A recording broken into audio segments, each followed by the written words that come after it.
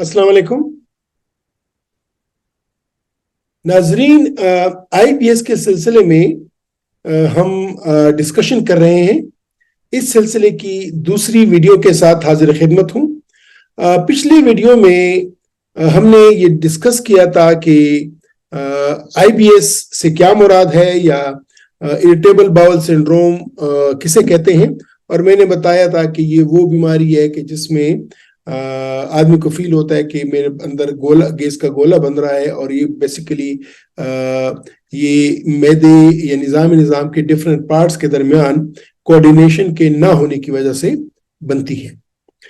आज की वीडियो में हम डिस्कस करेंगे कि आईबीएस की इलामात क्या हैं, वो क्या मरीज को क्या तकलीफ होती है कि वो डॉक्टर के पास आता है, और हम कौन से इलामात को देखकर फिर अंदाजा करते हैं कि इस शख्स को शायद इरिटेबल बाउल सिंड्रोम है। तो जिस तरह के मैंने पिछली वीडियो में आपसे कहा कि इरिटेबल बाउल सिंड्रोम ये एक दुनिया भर की बीमारी है, हर मुल्क में है। चाहे आप पाकिस्तान लें, हिंदुस्तान लें, एशिया लें, चाहे आप यूरोप लें, चाहे आप अमेरिका लें, हर मुल्क में इरिटेबल बाउल सिंड्रोम के मरीज पाए जाते हैं। तो ये अगर गैस्ट्रोएंटरोलॉजी की प्रैक्टिस में हम देख लें तो ये जो सबसे ज्यादा मरीज गैस्ट्रोएंटरोलॉजी में, मैं हेपेटोलॉजी की बात नहीं कर रहा हूँ, गैस्ट्रोएंटरोलॉजी के जो मरीज हैं वो ज्यादातर गैस की बीमारी या इरिटेबल बाउल सिंड्रोम की बीमारी के मरीज होते हैं। इनको ये बीमारी होती है। अब इस बीमारी में मरीज को क्या होता है या मरीज की इलामात क्या होती हैं, तो इसमें बहुत सारी इलामात होती हैं। कुछ प्राइमरी इलामात होती हैं और कुछ सेकेंडरी इलामात होती हैं।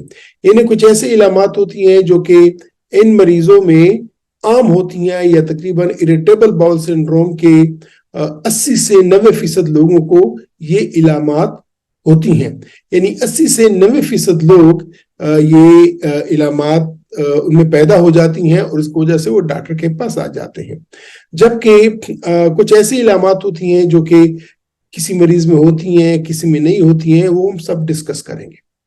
अब प्राइमरी इलामात क्या हैं या बुनियादी इलामात क्या हैं, या मेन जो बड़ी बड़ी इलामात हैं वो क्या है, तो वो नेचुरली चूंकि ये इरिटेबल बाउल सिंड्रोम या जिसको हम गैस की बीमारी बोलते हैं, वो इलामात यकीनन वो निज़ाम से मुतल्लिक होते हैं।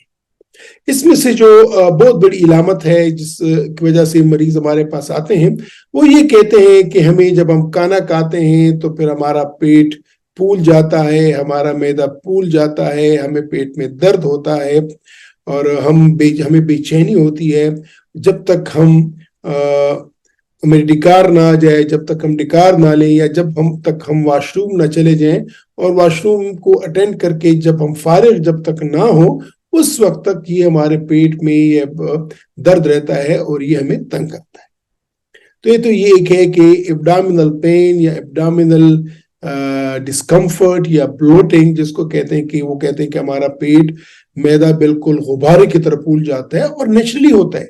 अब हम देखते हैं उनके मैदा बिल्कुल ऐसा जिस तरह के आप वो कोई डोल होता है और उस पर आप कोई उंगली मारते तो वो डम डम डम की आवाज देता है, इस तरह इनके पेट से भी यही आवाजें आती हैं। तो ब्लोटिंग या खाने के बाद एब्डोमिनल पेन या एब्डोमिनल डिस्कम्फर्ट या पेट में दर्द होना, ये तो बहुत बड़ी इलामत है इन लोगों में। और अमूमन ये जो दर्द है, ये जो ब्लोटिंग है, ये जो गैस बनती है, ये जब ये वॉशरूम अटेंड कर लेते हैं तो फिर ये रिलीव हो जाते हैं, या डिकार मार लेते हैं फिर रिलीव होती है, या कभी कभार खुराक के 2-3 घंटे तक उनके पेट फूला होता है और उसके बाद ये ब्लोटिंग आहिस्ता आहिस्ता खत्म हो जाती है। तो जो मैदे पे बोझ जाना, मैदे का फूल जाना, ये एक बहुत बड़ी इलामत है जो कि इन लोगों में है। कुछ लोग ये बोलते हैं कि जी हम चाहते हैं कि खाना खा ले, हमारा ख्याल होता है कि एक रोटी खा लेंगे, लेकिन थोड़ी सी भी रोटी खाते हैं तो हमारा पेट भर जाता है। अर्ली सेटाइटिस को बोलते हैं, यानी वो वक्त से पहले वो इनको भूख चली जाती है। तो ये भी एक सिम्टम्स हो सकती है, इलामत हो सकती है इरिटेबल बाउल सिंड्रोम की। ٹھیک ہے. لیکن جس طرح کہ اس کو اریٹیبل باؤل سنڈروم سے مراد یہ ہے کہ آنتیں جو ہوتی ہیں وہ اریٹیبل ہوتی ہیں, تو اس میں پھر ایک تو یہ کہ بہت سے لوگوں کو ڈائریا ہوتا ہے, یعنی ان کا پیٹ دائمی طور پہ خراب رہتا ہے. اگر آپ مہینے کے حساب سے دیکھ لیں تو وہ کہتے ہیں کہ شاید ہی چند ایک دن ہوتے ہیں کہ جب ہمارا پیٹ ٹھیک رہتا ہے, ادروائز ہمارا پیٹ خراب رہتا ہے. یا تو ان کو واش روم 3 4 5 دفعہ جانا ہوتا ہے, اور ہر دفعہ جب وہ جاتے ہیں تو ان کا پاخانہ وہ جس کو کہتے ہیں ill formed, یعنی وہ کچا کچا پاخانہ ہوتا ہے, یا جس طرح کی ایک نرم آپ یہ سمجھ لیں کہ نرم کوئی جو ہے نا وہ گاڑھا سوپ ہے اس کی طرح سے, یا جو دست پانی کی طرح نہیں ہوتے لیکن وہ جو کچے کچے پخانے آتے ہیں, تو وہ کہتے ہیں کہ ہمارا پیٹ دست ہمیں لگتے ہیں. اور یا کبھی کبھار وہ دن میں ایک دفعہ جاتے ہیں, عموماً صبح کے وقت جاتے ہیں, 1 2 3 دفعہ صبح جب اٹھتے ہیں ناشتہ کرتے ہیں تو 1 گھنٹے میں 2 3 دفعہ ان کو واش روم جانا ہوتا ہے, اور پھر ان کا پخانے وہ ان کے خراب ہوتے ہیں, اور اس کو جو ہے نا کافی ہوا ہوتی ہے, گیس بھی آتی ہے, اور پیٹ بھی ان کا خراب رہتا ہے. لیکن آئی بی ایس میں یا اریٹیبل باؤل سنڈروم میں یہ یاد رکھیے گا کہ خون وغیرہ پخانے میں نہیں آتا.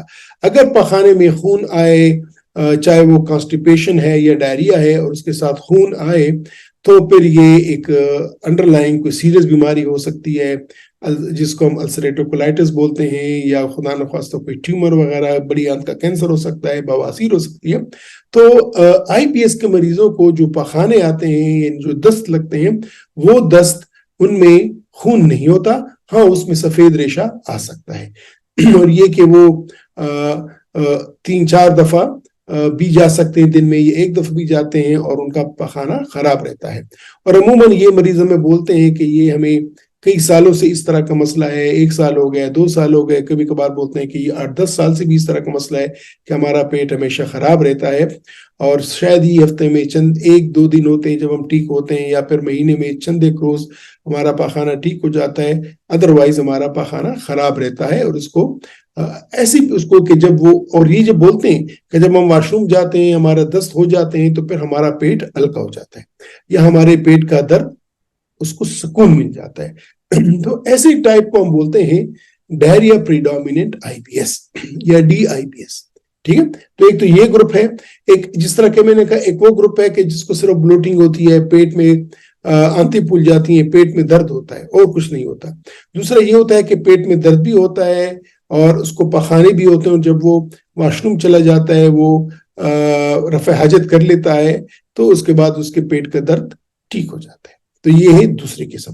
تیسری قسم جس کو کانسٹیپیشن پریڈومیننٹ آئی بی ایس بولتے ہیں, اس میں پیٹ میں درد ہوتا ہے, اور وہ درد اس وقت تک رہتا ہے جب تک کہ واش روم جا کے رفع حاجت نہ کریں.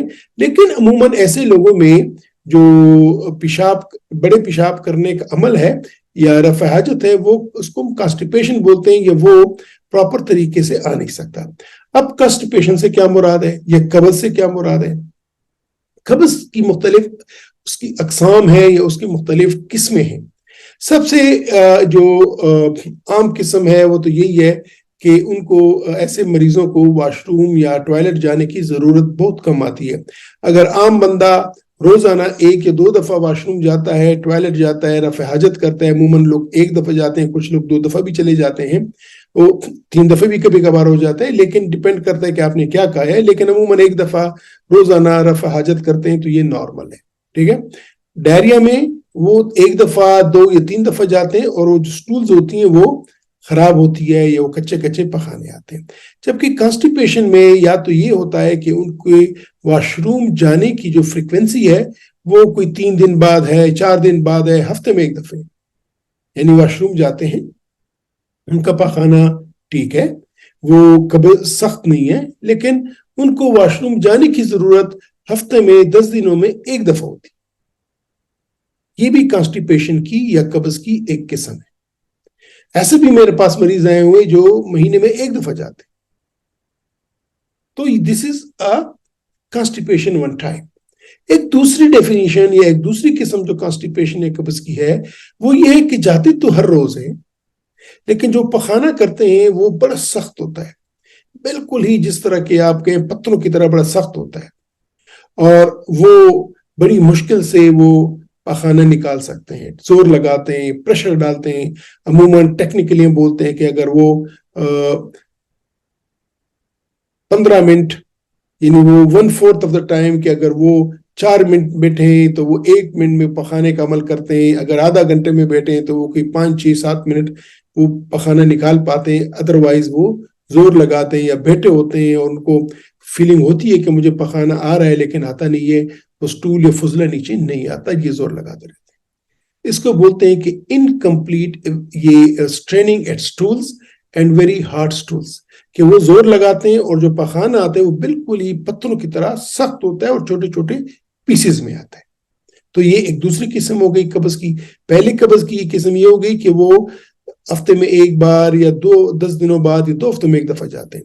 دوسری قسم یہ ہو کہ جاتے تو روز ہیں لیکن وہ فضلہ یا سٹولز بہت سخت پتھروں کی طرح چھوٹے چھوٹے گولے ہوتے ہیں اور بڑے زور سے نکلتے ہیں، اس کو بڑا زور لگانا پڑتا ہے، وہ ایزیلی نہیں جاتے. تیسری جو قسم ہے قبض کی وہ یہ ہے کہ جی وہ دن میں 3 4 دفعہ جاتے ہیں، کبھی کبھار 5 6 دفعہ جاتے ہیں ٹوائلٹ، تو فریکوینسی ان کی بڑھ جاتی ہے، یا کبھی کبھار ایک دفعہ بھی جاتے ہیں. لیکن جب وہ زور لگاتے ہیں، پخانہ پہ زور مارتے ہیں، تو ان کو فیلنگ ہوتی ہے کہ وہ جتنا ان کو ارج ہوتی ہے، جتنا ان کو فیل ہوتا ہے، اتنا پخانہ وہ خارج نہیں ہوتا. اور اس کو بولتے ہیں کہ انکمپلیٹ ایویکویشن، یعنی وہ اپنی آنت کو پوری طرح خالی نہیں کر پاتے. یعنی ایک فیلنگ ہوتی ہے کہ مجھے سٹول ہے، پخانہ آیا ہوا ہے، نیچے آیا ہوا ہے، لیکن وہ فل نکال نہیں پاتے، زور لگاتے ہیں، زور لگاتے ہیں، زور لگاتے اور وہ پھر فل نکال نہیں پاتے. تو یہ تیسری بھی ٹائپ ہو گئی. تو ایک ٹائپ میں پخانہ تو نارمل آتا ہے لیکن وہ ہفتے میں ایک بار یا 10 دنوں بعد. دوسری قسم میں روز جاتے ہیں، 1 2 دفعہ بھی چلے جاتے ہیں، لیکن جو پخانہ ہوتا ہے وہ بہت ہی سخت اور بالکل پتھروں کی طرح ہوتا ہے، چھوٹے چھوٹے پیسز میں ہوتا ہے اور بہت زور سے نکلتا ہے. تیسرے میں پخانہ آ جاتا ہے لیکن وہ کمپلیٹ نہیں ہوتا، وہ پخانہ جتنا اس کو فیلنگ ہوتی ہے وہ اتنا کر نہیں پاتے. تو یہ 3 بڑی اقسام ہیں کانسٹیپیشن کی، اور ان سب کو ہم کانسٹیپیشن پریڈومیننٹ آئی بی ایس بولتے ہیں.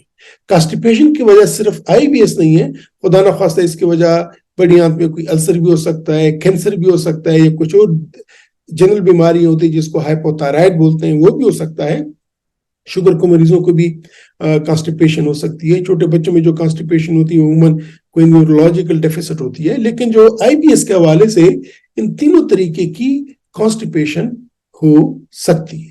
ٹھیک ہے، بلکہ کانسٹیپیشن اتنا ٹربل کرتی ہے کہ ایک دفعہ میرے پاس مریض آئے اور وہ کہہ رہا تھا کہ بڑی عمر کا بندہ تھا کہ مجھے اتنی سخت کانسٹیپیشن ہے کہ میں ایون وہ جو مسلم شاور کا پانی اندر ڈالتا ہوں بڑی آنت میں تاکہ کچھ نرم ہو جائے اور نکل جائے.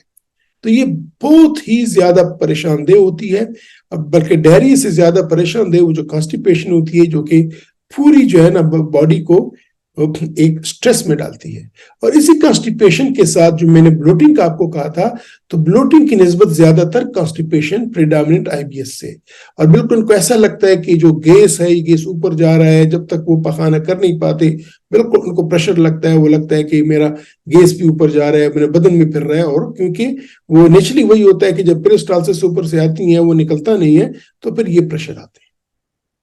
ایک تیسری قسم جو ہے، پہلی میں نے آپ سے کہا کہ ایبڈومینل بلوٹنگ ہوتی ہے، تیسرا میں نے کہا کہ ڈائریا پریڈومیننٹ آئی بی ایس، تیسرا میں نے کہا کانسٹیپیشن پریڈومیننٹ آئی بی ایس. ایک چوتھا قسم ہے کہ جس میں کبھی کانسٹیپیشن ہوتی ہے، کبھی ڈائریا ہوتا ہے، کبھی کانسٹیپیشن ہوتی ہے، کبھی ڈائریا ہوتا ہے. تو یہ دونوں چیزیں ملتی رہتی. ہم مریض ہمارے پاس آتا ہے، کہتے ہیں ڈاکٹر صاحب ہمارا ہضمہ ٹھیک نہیں ہے، کبھی مجھے دست لگ جاتے ہیں، کبھی مجھے میرا پاخانہ سخت ہو جاتا ہے، بالکل مجھے پریشر ہوتا ہے. تو یہ چیزیں جو ہیں یہ اریٹیبل باؤل سنڈروم کی پرائمری علامات ہیں، اس کی پرائمری علامات ہیں. عموماً اس کو ہم ABCD کے نام سے یاد کرتے ہیں. اے سے مراد ہے کہ الٹرنیٹ، کبھی کانسٹیپیشن کبھی ڈائریا. بی سے مراد ہے بلوٹنگ. سی سے مراد ہے کانسٹیپیشن پریڈومیننٹ آئی بی ایس. اور ڈی سے مراد ہے ڈائریا پریڈومیننٹ آئی بی ایس. ٹھیک ہے. ایک اور بھی ہے جس کو میں عموماً یہ میں بولتا ہوں کہ ای آئی بی ایس. ای آئی بی ایس سے مراد یہ ہے کہ اس شخص کو بلوٹنگ بھی ہے، کانسٹیپیشن بھی ہے और डायरी, ये सब मिला के इंटायर सिम्टम्स, तमाम सब कुछ है उस मरीज में। तो ABCDE ऑफ द IBS ये होता है, ठीक है।